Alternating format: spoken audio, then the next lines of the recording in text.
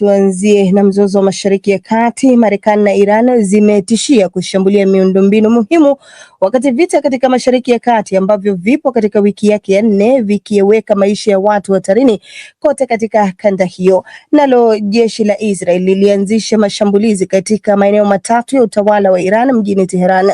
Bruce Amani na ripoti kamili kuhusu mzozo huo wa Mashariki ya Kati. Iran imesema mlango bahari wa Hormuz ambao ni muhimu kwa usafirishaji wa mafuta na bidhaa nyingine utafungwa kabisa ikiwa Marekani itatekeleza kitisho cha Rais Donald Trump cha kushambulia mitambo yake ya umeme. Trump alitangaza Jumamosi usiku muda wa mwisho wa saa 48 kwa mlango huo kufunguliwa. Hayo yalijiri wakati viongozi wa Israel walitembelea moja ya jamii mbili za kusini karibu na eneo la siri la utafiti wa nyuklia lililopigwa na makombora ya Iran Jumamosi jioni, huku watu wengi wakijeruhiwa.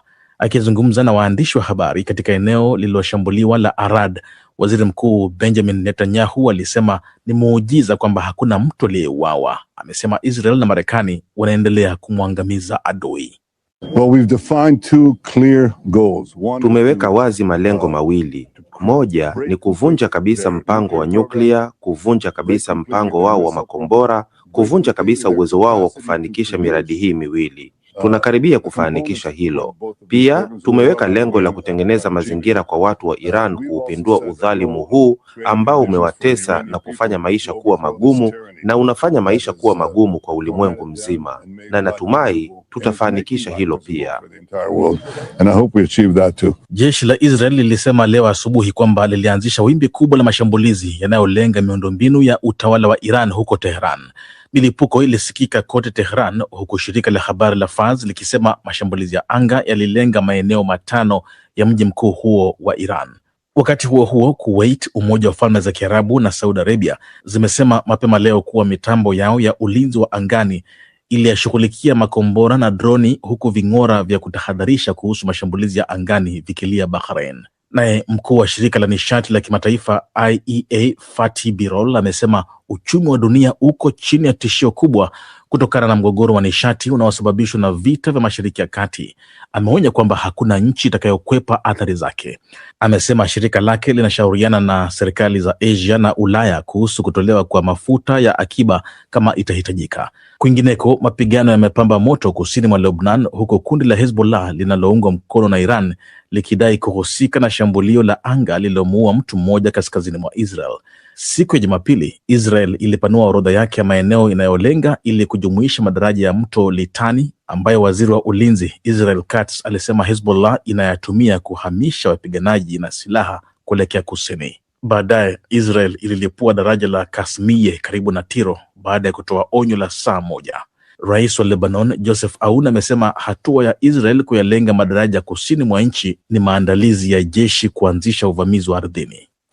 Asante sana Bruce Amani kwa ripoti hiyo. Tukisalia hapo hapo Israel leo imesema imefanya mashambulizi mapya dhidi ya taifa hilo ambalo pia limetishia kulipiza kisasi kwa kushambulia miundombinu muhimu katika eneo lote la Mashariki ya Kati, katika vita ambavyo vimeitumbukiza dunia kwenye mgogoro mbaya zaidi wa nishati katika miongo kadhaa. Sudi Mnete amemuuliza mkazi wa muda mrefu wa Iran na mchambuzi wa masuala ya kisiasa Mashariki ya Kati Abdul Fattah Musa ambaye sasa yupo visiwani Zanzibar. Kwanza amemuuliza hali ikoje katika eneo la Iran.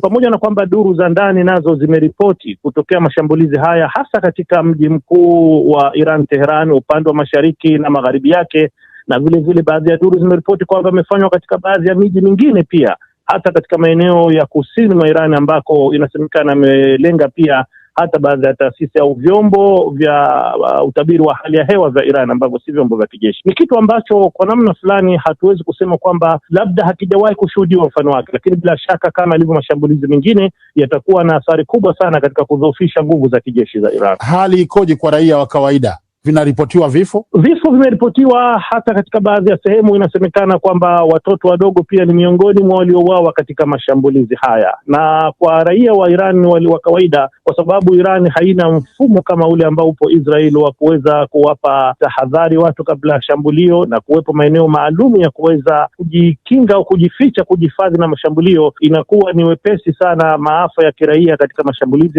ya kijeshi ndani ya Iran huwa na taathira kubwa, na ndio maana hadi sasa karibu raia 2,000 wa Iran wameripotiwa kuuawa kutokana na mashambulizi haya ya kijeshi. Rais Donald Trump alionya kwamba Marekani itaishambulia na kuifuta kabisa mitambo ya umeme ya Iran endapo haitafungua kikamilifu ujia wa bahari wa Hormuz ndani ya saa 48, akisema hivyo, na hatua iliyosababisha pia Tehran, serikali kusema kwamba itajibu shambulizi lolote kama hilo kwa kushambulia meli za Marekani na Israel za nishati na miundombinu. Ipo ishara ya upande mmoja kwa kauli kama hizi za vitisho kusalimu amri? Inavyoonekana hakuna mwelekeo huo, kwa sababu jibu la Iran limekwenda mbali zaidi kwa kutishia kwamba endapo miundo mbinu yake ya nishati itashambuliwa, itachukua hatua sasa ya kufunga kikamilifu mlango bahari wa Hormuz, kwa sababu tunajua kwa sasa Iran inaruhusu baadhi ya meli za mafuta kupita katika mlango bahari huo, na zaidi nasema inazuia zile meli ambazo zina mfungamano na Marekani na Israel na washirika wao. Kwa hivyo ikiwa kitisho hichi ilichotoa Iran cha kuamua kufunga kikamilifu mlango bahari wa Hormuz kitaweza kutekelezeka, bila shaka athari zake kwa masuala ya kinishati na hasa kuathiri hali ya kiuchumi kimataifa, bei ya mafuta